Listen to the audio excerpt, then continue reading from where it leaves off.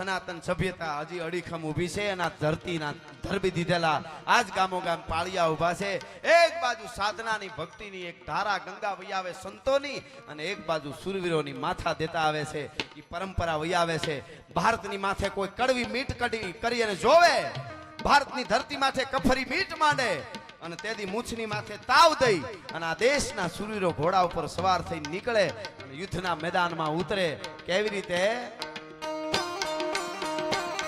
ગાઢા હુકળ હટીલા જોધ ભૈરણી નિશાન ગાજે ગાજે દંડી દૂધ મે પ્રકૃતિ